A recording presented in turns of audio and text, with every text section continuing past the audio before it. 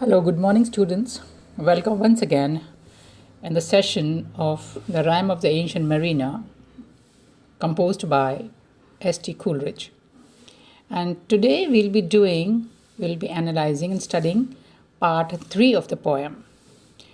Now, in part 3, actually, first let me tell you, in part 1, we have studied that the sailors were sailing and they reached the south pole and they were stuck over there, and albatross comes, and albatross is a kind of good omen, and the ice break and they start moving, and all the sailors are very happy to see the albatross and they feed the bird and they are very happy. But for no apparent reason, the ancient mariner, the one who's narrating the tale, he kills the bird. And in the second part, we've read that when he kills the bird, all these sailors, they rebuke him and condemn him. But gradually, when the mists and all get cleared, they feel happy that mariner has done a good thing, and they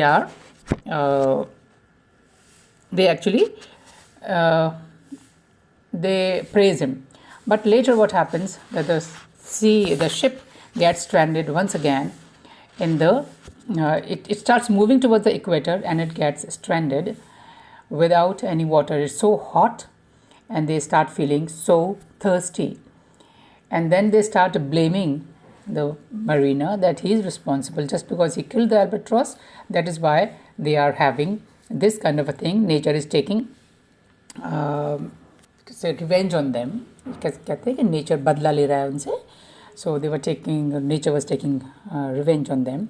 So what they did was they tied the carcass is a dead body of the albatross around his neck. So now we come to part 3. Now what happens in part 3? The sailors were trapped in their ship on the windless ocean for some time and eventually became delirious with thirst. They were so thirsty that they could hardly speak. One day, the ancient mariner noticed something approaching them from the west. And as it moved closer, the sailors realized that it was a ship. They were very happy to see the ship, that there is some ship, they can have some rescue. बचाव हो जाएगा उनका. They were quite happy. But no one could cry out because their throats were dry and the lips were badly sunburned. But nobody could cry out, बोल ही नहीं सकते थे, because their throat was parched. Parched means बिल्कुल सूखा हुआ, very dry. And the ancient mariner bit his own arm and sipped the blood so that he could wet his mouth enough to cry out, a sail, that is, एक ship आ रही है, some ship is coming. Mysteriously, the approaching ship managed to turn its course to them, even though there was still no wind, because these sailors were stuck because there was no wind. But somehow, very mysteriously, that ship turned towards them without even any wind. आपको पता है कि जो ये नाव चलती हैं, जब पाल में हवा भर जाती है तो फिर नाव चलती है.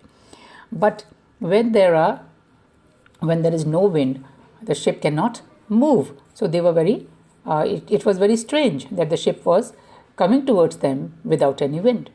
Suddenly, it crossed the path of the setting sun, and its mast made the sun look as though it was imprisoned. I quote the lines, as if through the dungeon grate he peered. It's about the ship. The ancient mariner's initial joy turned to dread as he noticed that the ship was approaching menacingly quickly and had sails that looked like cobwebs.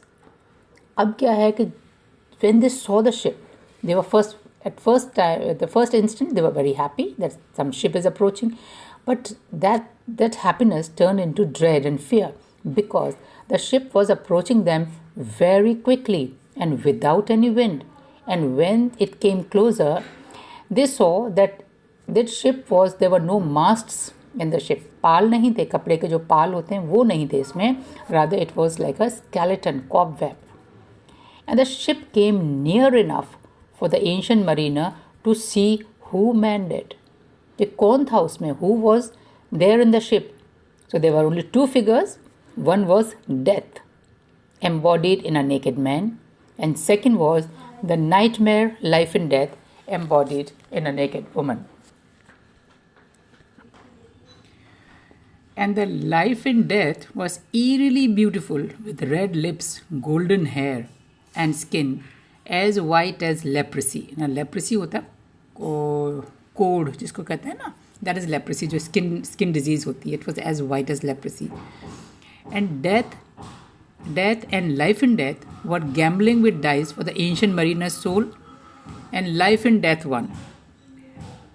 Now what happened? That they were playing dice होता है जुआ खेलना, कि कौन जीतेगा, who is going to have death and who will have life and death. So life and death won. So that she would get ancient mariner's soul.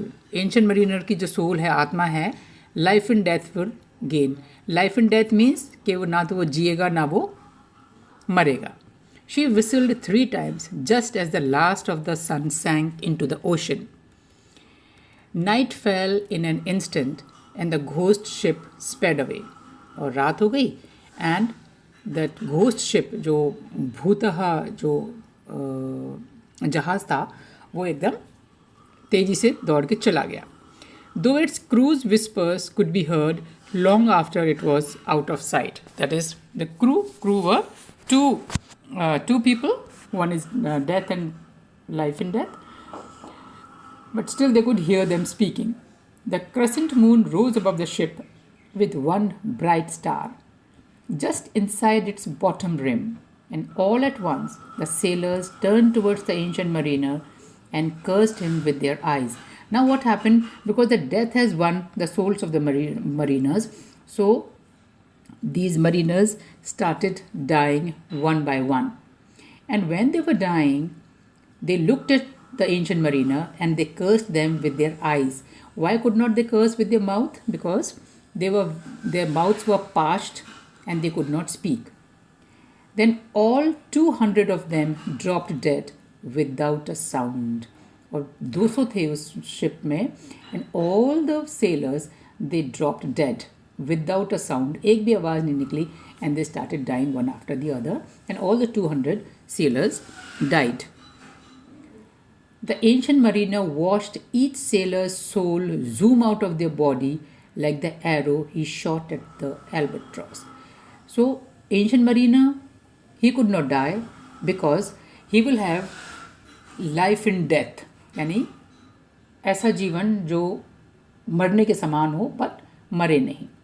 So he could hear. It's very fantastical thing. ये बड़ा अजीब सी चीज़ है that he could feel, he could hear the soul passing or fleeing from the bodies. और ऐसी आवाज़ आ रही थी जैसे उसने जब तीर छोड़ा था एल्बेट्रॉस को मारने के लिए. So it whizzed. So I'll just quote the lines. Poem में से लाइन्स हैं ये. And every soul it passed by me like the whiz of my crossbow. Crossbow is dhanush baan. So whiz, whizzing sound. It is very onomatopoeic word. We can hear the sound of the arrow which is going past.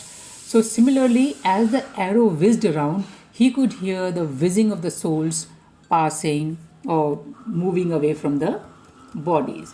So here our part 3 ends. So this part 3 in the poem becomes more fantastical as the spiritual world continues to punish the ancient mariner and his fellow sailors. Now it is the spiritual world.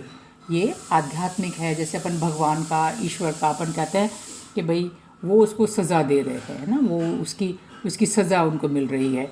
So this is how this is very spiritual part of it, and it is more fantastical. Fantastical मतलब और भी अद्भुत, और ये it is more on the fantasy. ये बहुत काल्पनिक है. Although later in the poem Coleridge reveals that a specific spirit is responsible for their demise is death, it seems as though the spiritual world as a whole is punishing the man. मैंने जैसे आपको पहले बताया था It is the punishment that the nature, you can say nature or the spirit which resides in nature, it is punishing the man using the natural world as its weapon, and they are punishing. The wind refuses to blow and the ocean churns with dreadful creatures, and the sun's relentless heat chars the men. So, how are these men punished?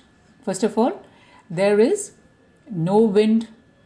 Wind is refusing to blow, so the ship does not move, and the ship is near the equator. It is very hot, and there is no water for them to drink. And sun is shining so bright that it is charring the men. That is इसको जला रहे हैं, जैसे कोयला बना देते हैं, काले काले हो रहे हैं वो सब उसमें. And the ghost ship is, of course, from the separate world, from a different world, a natural world, and it sails without the wind. And the best part is that this ship, it is sailing without the wind. Without the wind, winds can't sail, ships can't sail. But here, this ship sailed, जो ghost की ship थी, the ship of death and life and death, it was sailing. So its inhabitants are spirits, वो आत्माएं हैं, souls हैं. So death and life and death are allegorical figures who become frighteningly real for the sailors, and especially the ancient mariner, whose soul life and death wins. अब ये सब उनके लिए बहुत ही real हो रहा था, because sailors were dying, and ancient mariner, he was living like a dead person. So all these, even these sailors whose souls go to hell, seem freer than the ancient mariner. अब क्या है कि मौत ज़्यादा अच्छी है बजाय ऐसी ज़िंदगी के जो मौत से भी बदतर हो. So it was, ancient mariner was punished more because he was the one who killed the albatross, or rather you can say he offended the spirit of nature.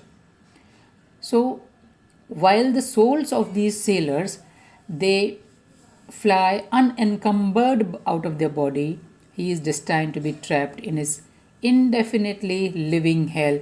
Now you imagine कि आप अकेले जिंदा हैं और आपके चारों तरफ 200 dead bodies पड़ी हुई हैं. What kind of a life it is? So it is a punishment which this sailor is going through. So we have completed this part 3, and we'll resume with part 4 in my next session. Till then, study well. Goodbye.